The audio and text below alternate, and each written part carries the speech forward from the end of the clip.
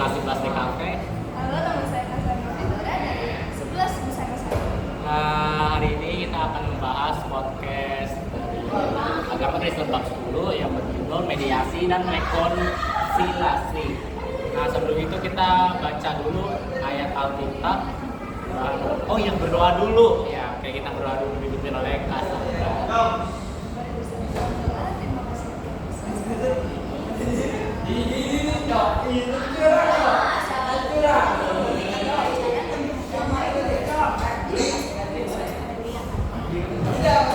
Kita baca bahwa Alkitab kita yang terdapat di 33 ayat 1 sampai 11.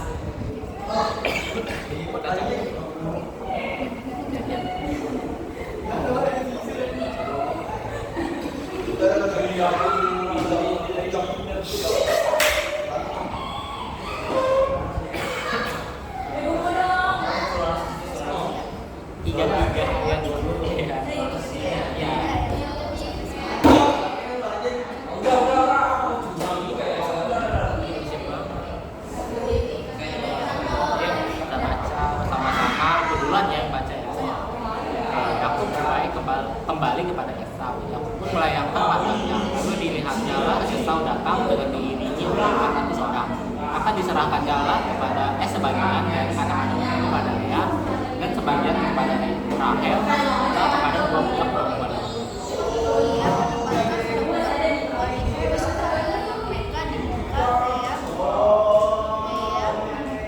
Beserta anak-anaknya di belakang mereka dan Rahel beserta istrinya di belakang mereka. Dan ia sendiri berjalan di depan mereka dan ia sujud sampai ke tanah 7 kali hingga ia sampai ke dekat pahanya itu. Tetapi Esau berlari mendapatkan dia, didekapnya dia, peluk lehernya, diciumnya dia, lalu bertangis-tangislah mereka. Kemudian Esau melayangkan pandangnya, dilihatnyalah perempuan dan anak-anak itu. Lalu ia bertanya, siapakah orang-orang yang beserta engkau? Jawab Yakub, anak-anak yang telah dikaruniakan Allah kepada hamba-Mu ini. Sesudah itu, mendekatlah budak-budak perempuan itu beserta anak-anaknya, lalu mereka sujud. Mendekat jugalah Lea beserta anak-anaknya dan mereka pun sujud. Kemudian mendekatlah Yusuf beserta Rahel dan mereka juga sujud. Katalah Esau, apakah maksudmu dengan seluruh pasukan yang bertemu dengan kamu tadi? Jawabnya, untuk mendapatkan kasihmu. Tetapi kata Esau, aku mempunyai banyak adikku. Peganglah apa yang ada padamu. Tetapi kata Yakub, janganlah kiranya demikian. Jikalau aku telah mendapat kasihmu, terimalah persembahanmu dari tanganku. Karena memang melihat mukamu adalah bagiku serasa melihat wajahmu, dan engkau pun berkenan menyambut aku. Terimalah kiranya pemberian tanda salangku ini yang telah kubawa kepadamu. Sebab Allah telah memberi karunia kepadaku dan aku pun mempunyai segala-galanya. Lalu dibujuk-bujuknya lah Esau sehingga diterimanya. Oke, karena kita udah baca sampai ayat 11, lalu kita bahas tujuan pembelajaran. Ya,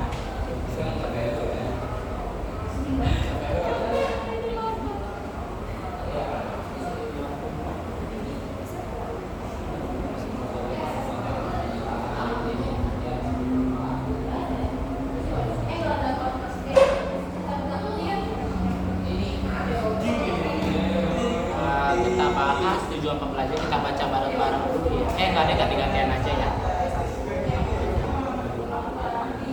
Tujuan pembelajaran yang pertama, mengkreasikan proses mediasi dan rekonsiliasi.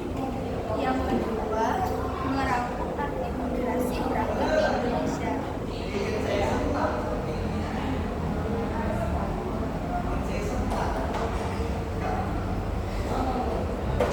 Yang ketiga, membuat program moderasi beragama dalam lingkungan sekolah. Membuat karangan atau video singkat tentang kehidupan masyarakat yang berdamai. Oke, kita bahas dari yang nomor 1, mengkreasikan proses mediasi dan rekonsiliasi. Kita baca ya pengertian dari mediasi. Aku dulu baca. Mediasi adalah proses perdamaian yang dilakukan dengan cara melibatkan seorang mediator. Tugas mediator adalah mempertemukan dua pihak atau yang lebih yang berkonflik dan berupaya untuk menemukan jalan damai. mediator sendiri harus orang yang netral dan dapat dipercaya jalan damai ditempuh dengan cara memberi kesempatan kepada pihak-pihak yang berkonflik untuk saling mengungkapkan permasalahannya. Lalu mereka menemukan cara damai terbaik untuk mereka sendiri. Setelah mereka berdamai, tugas mediator selesai. Dan mediator tidak boleh lagi mengintervensi proses perdamaian selanjutnya, kecuali para pihak yang terkait menghendaki untuk didampingi. Lalu Cassandra apa tadi? Mediasi sama rekonsiliasi, kita mencari rekonsiliasi.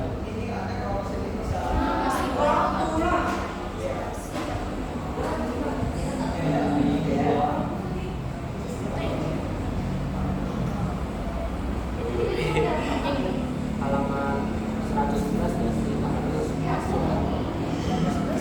oh iya ya.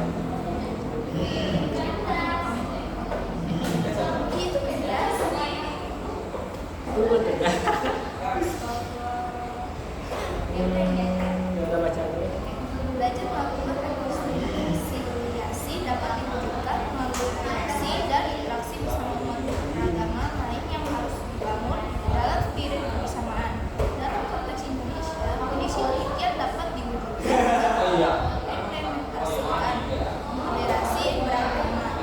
Moderasi beragama adalah sebuah upaya menghindari kekerasan serta membangun kehidupan beragama yang majemuk seperti Indonesia dengan lebih berkualitas, memberi cara pandang perspektif dalam beragama dengan memperhatikan realitas keberagaman yang berbeda-beda dan bisa mengambil jalan tengah jika salah satu pilihan kebenaran tafsir lain bisa ditempuh. Apakah kebutuhan moderasi beragama menghadirkan lama menjadi desakan atau keributan di antara umat beragama? Udah dibaca ya. Oke, kita lanjut ke tujuan pembelajaran yang kedua. Merangkum nanti moderasi beragama di Indonesia. Di sini aku mau ngejelasin dulu ya. Moderasi dalam konteks Kristen di Indonesia merujuk pada sikap yang mengedepankan keseimbangan, toleransi dan penghindaran dan ekstremisme atau radikalisasi dalam praktik iman dan kehidupan sehari-hari. Dalam pandangan Kristen, moderasi berarti mengamalkan ajaran agama dengan cara yang tidak berlebihan, tetapi menghormati keberagaman serta menjaga kedamaian dan harmoni dengan sesama umat beragama. Moderasi ini juga mengajak umat Kristiani untuk tidak terjebak dalam pemahaman sahir atau fanatik, tetapi lebih pada membuka diri terhadap perbedaan dan menjalani kehidupan berdasarkan prinsip kasih, pengampunan dan keadilan yang diajarkan dalam Injil. Hal ini penting dalam konteks Indonesia yang memiliki keragaman agama, budaya, dan suku agar umat hidup berdampingan damai dalam masyarakat yang plurals. Kalau menurut kamu gimana tuh moderasi?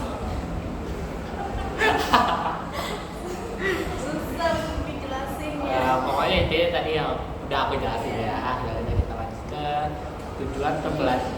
Yang singkat aja. Iya, ya. Pelajaran itu lagi. Tujuan pembelajaran ketiga membuat program moderasi beragama dalam lingkungan sekolah. Nah, ini kan kita kan istilah tujuan pembelajaran kan disuruh membuat program. Terus yang keempat juga disuruh membuat karangan. Jadi kayak kita skip aja kali ya. Tapi boleh Jelasin. Maksudnya kita jelasin yang nomor 3 dulu ya. Nomor 3 itu membuat program tentang moderasi beragama dalam lingkungan sekolah. Kalau menurut kamu gimana?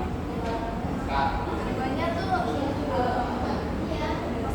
Moderasi mengedepankan keseimbangan, toleransi dan penghindaran. Toleransi. iya, oke.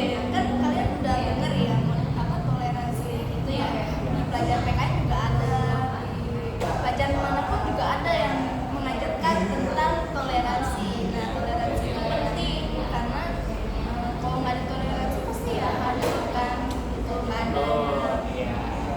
Hanya menghargai, menghormati terhadap sesama, Iya. suku, agama dan lain-lain. Mau yang sama atau beda kita juga harus menghargai. Terus kita lanjut ke tujuan ke apa membuat karangan atau video singkat tentang kehidupan masyarakat yang penuh damai. Nah, kalau kan kita kan nggak mungkin bikin karangan singkat ya, jadi kita jelasin aja kehidupan masyarakat yang penuh damai menurut pesantren itu apa?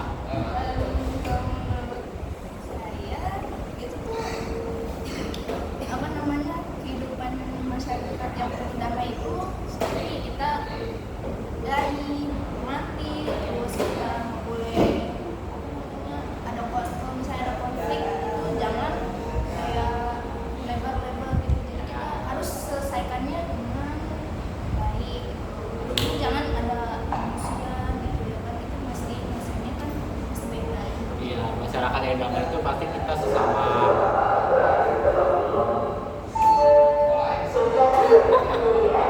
Wait guys, oke, kita lanjut ke yang keempat. Menurut aku masyarakat yang damai itu pasti kita hidup sama tetangga lingkungan sekitar, kita saling membantu, menolong, kalau ada kegiatan kerja bakti atau musyawarah kita tuh kalau sama-sama, nggak boleh misah-misah, nggak boleh saling agresif.